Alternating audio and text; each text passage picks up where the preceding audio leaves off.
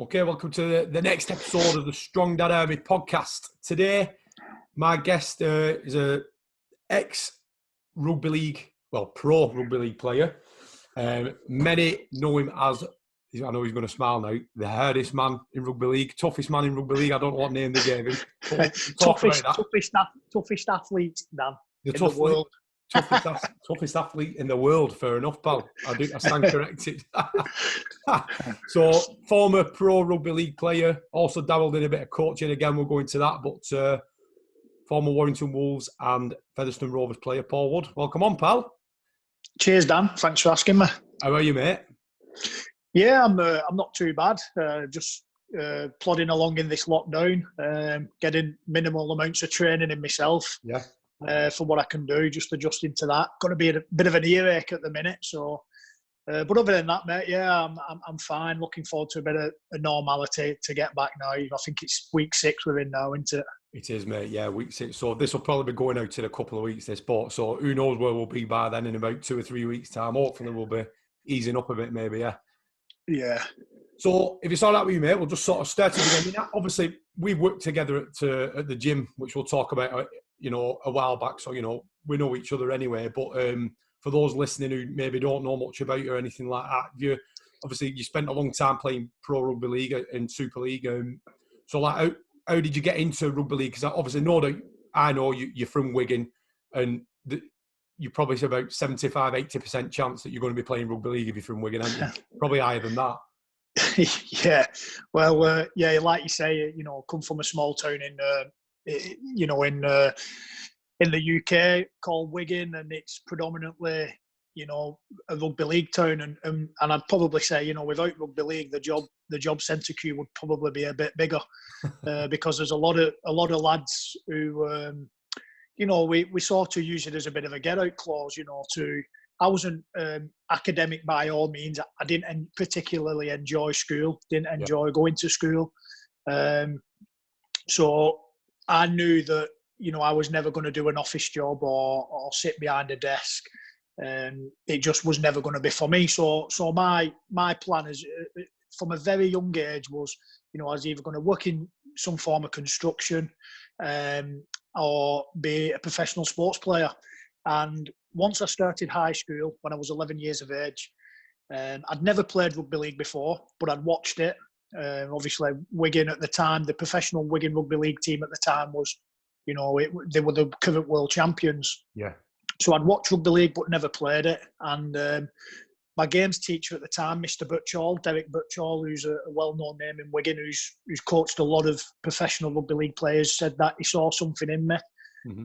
And that I'd be going for the rugby trials on the Thursday. But that day there was football trials. Now, all my mates played football, so I was always intended to go and trial out for the football team. Never no good at football. Yeah. I knew I wasn't any good, but I just liked being physical and active. Anyway, I changed my mind. I went for the rugby team. In fact, I didn't change my mind. Mr. Butchall pretty much told me I'm going to the rugby trials. And when I went there, basically, he said, look, you've got a bit of aggression about you. You've got a good work rate. He said, try and pass me this ball. So I tried to demonstrate passing a ball. I couldn't pass. So he said, listen, stick with it. And, I'm going to put you in the back row. Where the back row position at school level was pretty much just get the ball and run as hard as you can and try and find a gap. And that was my job, basically. And within about 6 months, I got picked for Wigan Schoolboys, which is, at my age group at the time, was a pretty good achievement, because there was a lot of good rugby league players at the time. So that just sort of, ignited a bit more enthusiasm for the game. So within space of 6 months, I was playing for a local amateur team. I was playing for the Wigan Schoolboys and my school team, and I'd been selected for a North West Counties trial as well. So I thought, I must be pretty decent at this. So I stuck at it. And to be honest with you, I'd tried every single sport going as a young lad. I'd been swimming. So my mum used to take me at 6 o'clock in the morning swimming down at Wigan Baths there.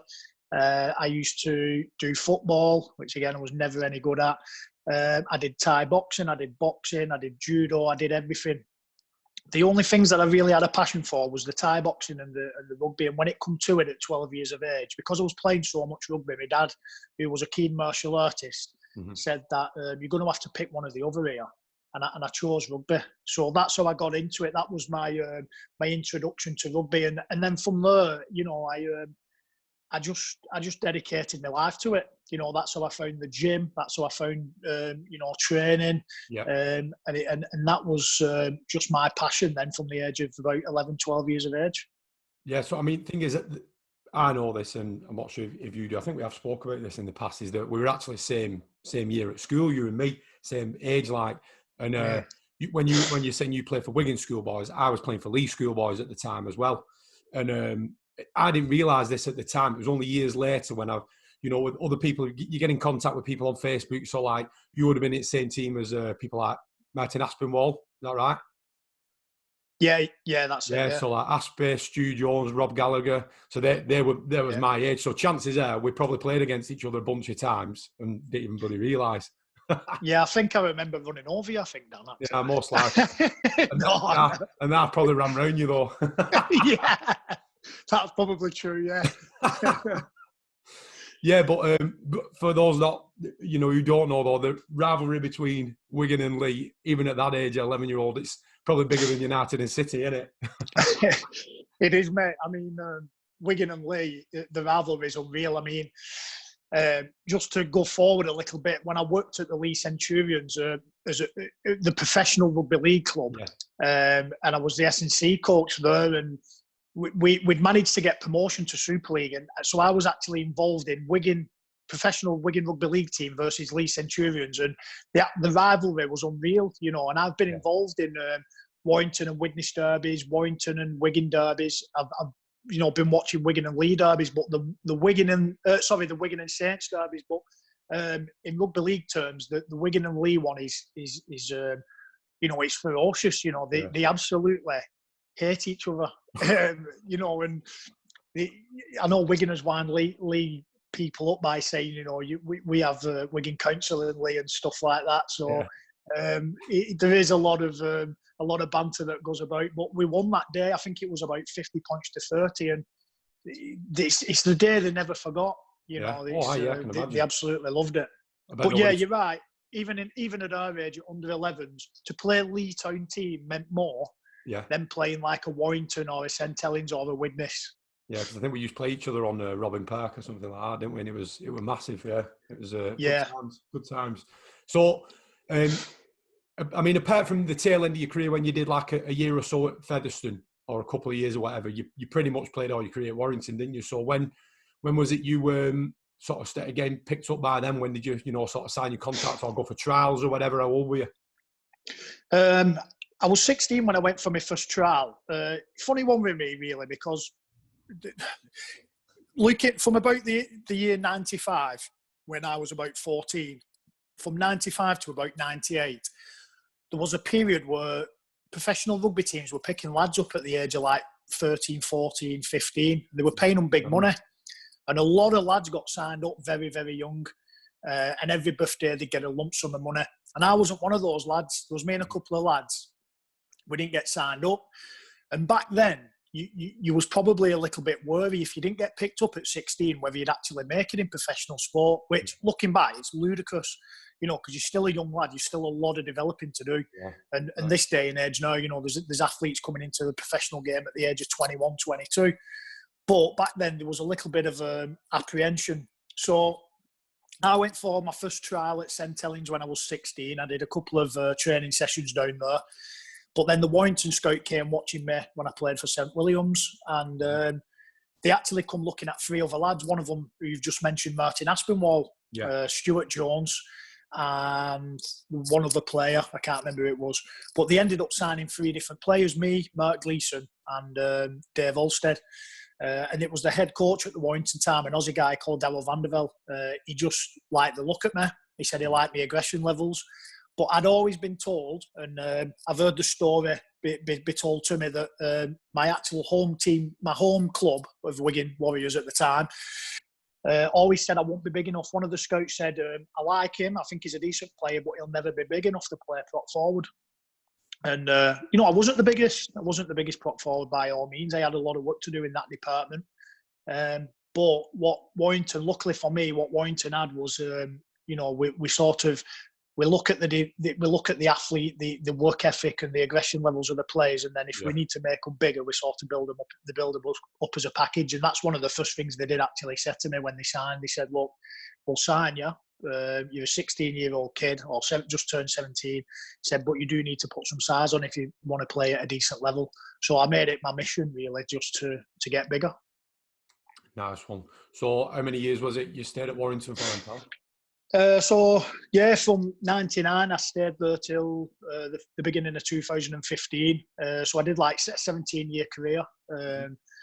And there was a lot of up and downs. I joined the club when there was they were sort of a mediocre team really at the time, Warrington. They had a middle of the ground type of team, but they had a lot of superstars in there. They just signed an Australian player who's classed as one of the world's best, Alan Langer. They had Tuera Nico, they had Andrew G, and then they had young kids in there. I'm saying young kids, similar age to me at the time, but Lee Breers, who was there. And then they had like a couple of young Wigan lads who were very promising, Dave Itany and Sibbett. So they had potentially a good team, but we always underachieved. And looking back, we were a bit of a party animal team. Some of the guys who they'd signed were coming towards the back end of their career. There was a big drinking culture, and that probably wasn't the best environment for me as an 18-year-old looking back. But you do what your peers are doing, and when it's compulsory to go to a bar, then you go to a bar and have a drink with your mates and stay out till after clock in the morning. And there wasn't as much emphasis on the what I'll call sports science back then, and the literature that was out there wasn't practiced as much as it probably should have been. Where some teams were, and they were successful, and we were more about having a good time. So when I first started mediocre, then we got a new coach, Paul Cullen, who turned us into a playoff team. Who was brilliant for my development. I always say he turned me from a boy to a man because he teach me some stern lessons. When I got dropped, how I handled myself in certain situations. And then, when another coach came in, Tony Smith, again, I feel like I adapted again and learnt more about the game as such, more than myself. And sort of, we're fortunate enough to play in some finals then and win a couple of trophies. So, it was a good 17 years, but plenty of up and downs, injuries and times where I didn't get picked and, performances were good, performances were shit. So, up and down. Ups and downs like everything else, isn't it though, pal? Yeah, that's it. So, as I mentioned in the intro, was it the toughest athlete alive? So obviously I know all about this story. There'll be plenty of people who do know this story, but hopefully there'll be some guys listening who don't know anything about you. So it's a cracking story, mate. So I'll let you tell it. So where did you earn this nickname? It's an unusual story, really. I suppose in rugby league, it had been unheard of, really, this type of injury. But again, going back to what I was saying earlier, I'd played in a Warrington team that was sort of an underachieving team. Then we progressed over the years. So I'd been at the club about 10 years before. I'd played at the club professionally for 10 years before I'd won my first trophy. When I won that trophy, I liked how it felt. I loved playing in a final. It was like, it was like a drug, I suppose. It was just, I was on such a high. Fast forward a couple of years, we reached the first grand final, which would have crowned us the overall league champions. During that game, the second half kicked off. I received the ball. I think it was the second tackle of the game, and I got two-man tackle, and I got kneed in the groin region and ruptured a testicle. I got up, played the ball, and the adrenaline was pumping that much from the game that I obviously knew that I'd done the injury and I was in a lot of pain, but because of the situation and the game, the magnitude of that game, I won't come off the field. So I ended up playing another 25 minutes with this ruptured testicle. Right. So once I eventually come off the field, the pain started increasing and increasing, and my coach said, look, you won't go back on. He didn't know about this injury at the time, but he said, look, you've done your job, you won't go back on now. The guys who are on the field will finish the game. Yeah. And I showed it to a couple of players, and it was like, there's something not right there. The game finished, we lost the game, but the coach said, do the decent thing, let's stay out there, let's applaud the winners, show some gratitude to those guys. Let's be very sportsmanlike. So we stayed out, clapped them off. I got into the shower after that, and then I just collapsed, and the doctor said, what's up? Showed him the issue, and whizzed off straight to Salford Royal Infirmary, where they did an immediate surgery on the testicle to remove it. So from that actual injury got more limelight than the actual grand final. So, I was doing interviews in every single country you could think of, to a point where I had newspaper articles in Afghanistan. My mate did a scrapbook, and he come round and he said, what I've done is I've collected every newspaper article that you've been in. And there were places like Poland, Germany, Afghanistan, Zimbabwe. And I'm like, how's this reached these countries? Like, they've never heard of rugby league, but the injury just magnitude with it. And I ended up doing a few interviews in New York and stuff, and it was published in the paper. Is this the world's toughest athlete? Blah blah blah. This is the injury, so I've just nicked that title now, and I remind everyone it's not the toughest rugby league player; it's the toughest athlete. So I do have a bit of banter about it, but it was a pretty big thing at the time, and a bit of a life changing event for me. Oh yeah. Awesome. What a story that is. It's a cracker, that. So obviously, I know, tail end of your career, like you said, you touched on briefly that you went into strength and conditioning coaching at Lee. Was it Lee first, or was it Featherstone first? Yeah, it was Lee where I got my first full-time role, yeah. Right. And you helped out a bit at Featherstone, did you? Or was that just the playing? Yeah, at Featherstone, I was just working closely with the S&C guys there, because it's at the time when I was at Featherstone, the S&C coach there, I'd worked with him at Warrington as well, and I was doing my master's degree at the time in sports science. Was it Gaz Witt? Yeah. Who's a Lee lad? Yeah. Yeah, you play with him at Lee Miners, yeah. Yeah, so Gaz was the S&C coach there, and.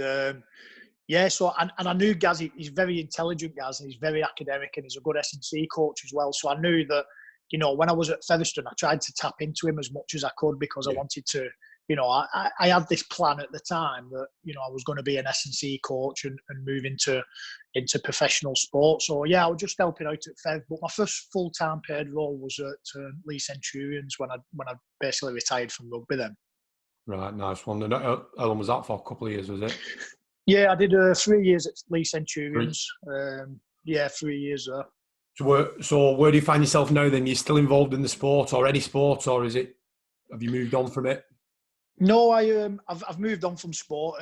So I had a playing career of 17 years, and then I went into S&C for 3 years, and 20 years in professional sport. I just come to a bit of a point in my life where I sat down one day and went, do I really want to do this much longer, be involved in sport and the health and fitness side? And as you've touched on, I had a gym at the time, and I've had enough of it. So I said, you know what, I'm going to do a complete career change. I want something where I went back to what my thought process was at school, where get into some form of construction. So I ended up working with in stonemasonry, fitting granite worktops. So I completely ditched my job as an S&C coach. I passed my master's degree, and within 2 months I'd quit my job. It was so bizarre how it happened, but at the time I just really, really needed a change. I just didn't have any passion for it anymore. So. And I loved it. I loved the fact I was doing something different. I was fitting these worktops, learning new skills, and going into people's houses and finishing the kitchens off. And it was just getting so much job satisfaction out of it. And that's what matters. That's it, yeah. And I weren't waking up every morning thinking, I've got to go to work every morning. And that's where I got myself with the S&C. I was at a point where I was thinking, don't really want to go to work before. And I'd never had that in a playing career. When you're playing rugby, I'd never had that. I've just been having the conversation with an old teammate of mine, even if I was ill, I'd be getting sent home from training, then ringing up saying, I'm having a day off because I'm not feeling too good or whatever. They'd send me home because I had that dedication, that passion to do the job. But complete change. So now, I'm working in sales. So I've been in this game for almost 3 years now, and I've managed to work myself into a sales role. So it's good. It's good. I've learned a lot over the last 3 years. And that's the thing, isn't it? Like you say, it's about, a big thing, whether it comes to, like, obviously I'm still involved in the fitness side of stuff, as you know, but when it comes to anything, I think a big thing is, like, people will say, they'll whinge about the job or this, that, and the other, but they won't even make the slightest attempt to change it, to change something. You know what I mean? But obviously, you're proof that you lost your passion for it, and if you just stuck with it, I'd imagine you'd be one of those people as well. Like you say, I can't be arsed doing this anymore. But you'd have just gone to work and carried on. But you didn't. You did something about it, didn't you? Well, I'm one of them guys, me, Dan, where if I have a conversation with somebody in the morning about something and they don't do anything to change it, I'll walk away from that conversation. Yeah. And I'll walk away and think, why would you live that life? Why would you do something that you don't want to do every day for the rest of your life? Yeah. So I had to practice what I was preaching, really. Mm-hmm. And I weren't willing to, for me, life's too short to go to a job just for the sake of bringing bread and butter home on the table, and I knew it was going to be tough to start with because I was basically going into the unknown. I was going to have to learn new skills and there was going to be a bit of pressure, but I was willing to make that sacrifice, and it's put me in good stead because now I don't fear anything in terms of change now. So I knew, like, for example, this lockdown, the COVID-19 virus has put us on lockdown and there's a lot of jobs at risk. Now, there's a lot of people sat at home who were panicking probably about the jobs, but I don't have that fear because I have faith and belief in myself that if I needed to change my trade or I needed to get a completely new job, then I've got enough belief in myself to work myself and to push myself to get something. There's always going to be jobs out there. Whether it's something I like is a different thing, but I'll always gravitate to something that's meant for me. Yeah. So I don't have that fear, but I just can't sit back and just go with the norm. It's just not me. I can't just put up with something for the sake of putting up with something. And sometimes it's been a bit of a weakness of mine as well because it's cost me things in the past, and I've walked away from situations. Looking back, I probably shouldn't have walked away from. Mm-hmm.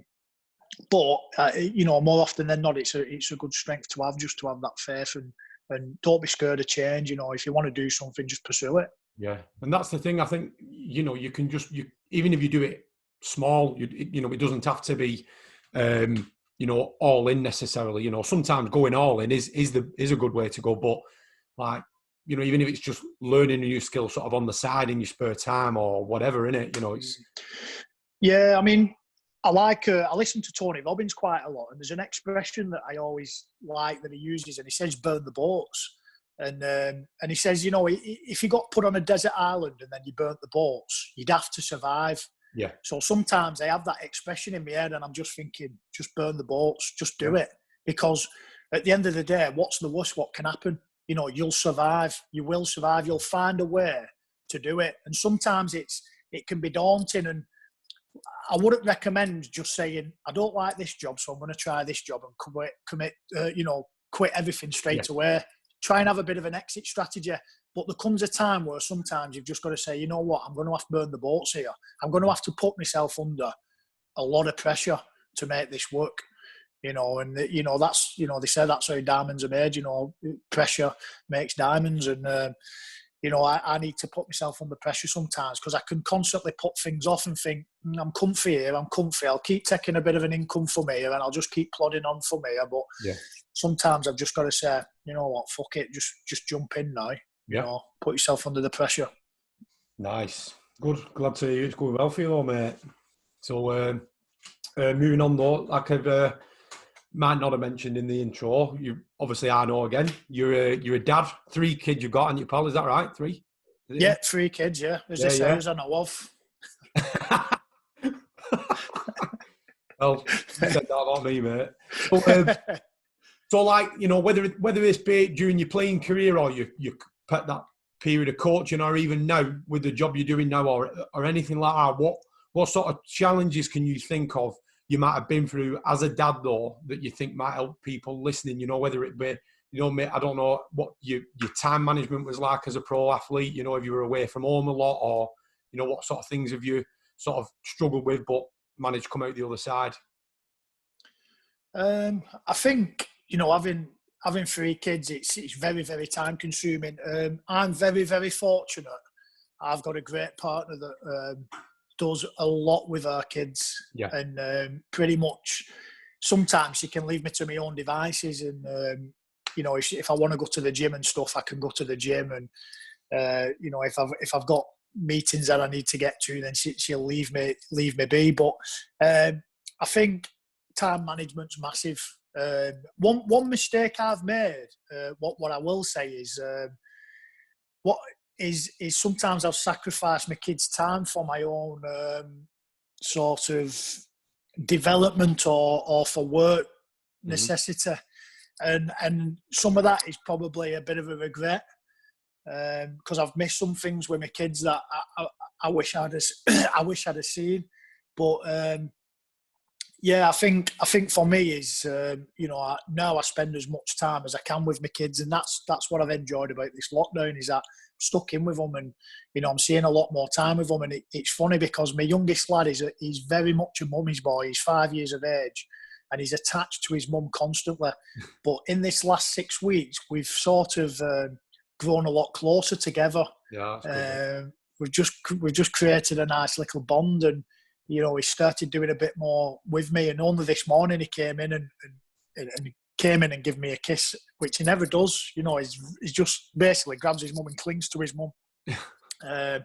So yeah, it's. But I think for me, like the challenges for me, probably, like I say, it's probably not missing as much time with my kids. You know, not committing to work as much, because I have been very materialistic in through the years, and thought, well, you know what, if I bring more money in, that'll make us happier, and it's not.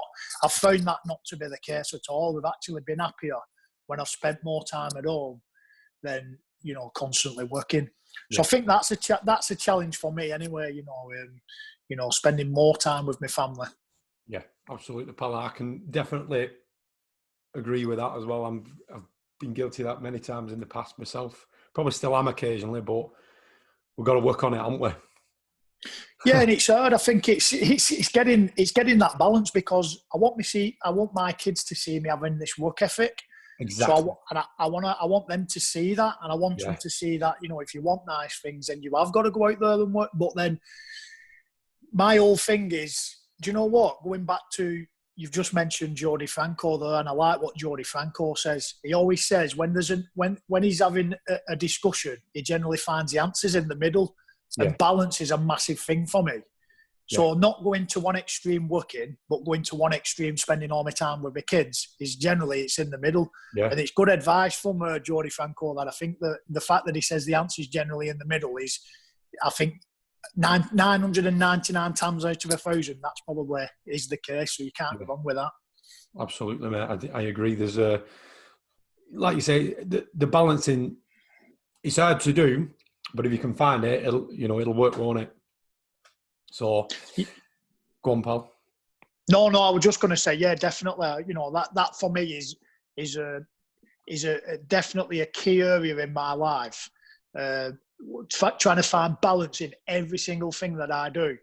And I have this conversation with a couple of lads who I've played rugby with and ex-teammates, where we seem to be, a lot of professional sports people seem to be very extreme, very determined individuals. When they set the goals on something, they focus on it and they're blinkered to that goal, and they do nothing until they've achieved it. Right. And in a way, we're sort of, a lot of sports people are conditioned to that, because, you know, we have a goal, a sporting goal, and we just throw everything at it. But then when you come away from that sporting environment, that type of attitude doesn't necessarily work the same. No, you're right. Well, I can only imagine, yeah. So yeah, we've got to find some balance. Definitely, mate. Right, so almost coming to the end now, pal. As I've done with all my guests, have you got an embarrassing story for us, mate? Whether it's don't necessarily have to be embarrassing where you felt embarrassed, but just something, a funny story where you ended up, whether it be in bloody trouble, making yourself look a bit of an idiot, or what, anything that might give us a bit of a laugh, shows you're human, whether you're a pro athlete or the toughest athlete alive or whatever the bloody hell you call it.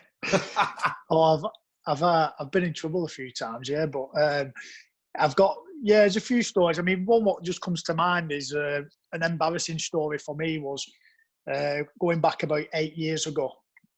There was one of the lads we played rugby with, Ben Westwood. He'd played 10 years at the club, so he had a testimonial. And one of his testimonial events to raise money for him and a charity was a pantomime.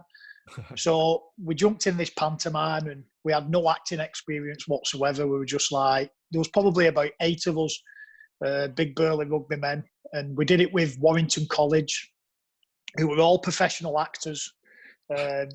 So we're on this stage and I have a false front tooth.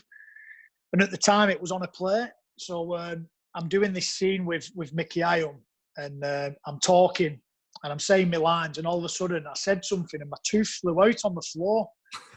And all the audience just like started laughing but like we didn't want to come out of character. And me and Mickey was talking like Cockneys because we was these London characters. Snip and Tuck we was called.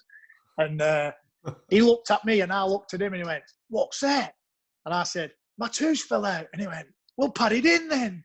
So I had to walk across this stage, pick my tooth up off the floor, put it back into my gob, and then just carry on acting as though nothing else had happened.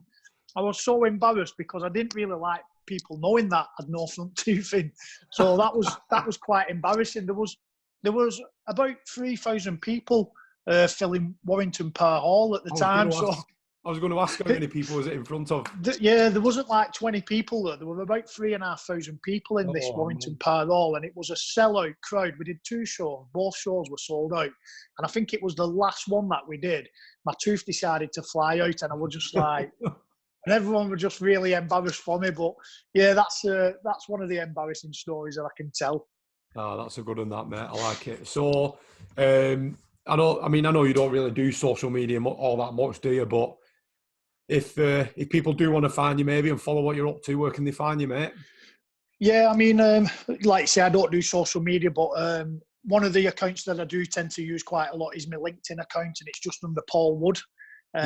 So yeah, if anyone wants to connect with me through LinkedIn, that's the best social media platform. I don't really do much Instagram and Twitter, so LinkedIn's pretty much as good as it gets. And I try to post content on there. At the moment, I'm into David Goggins.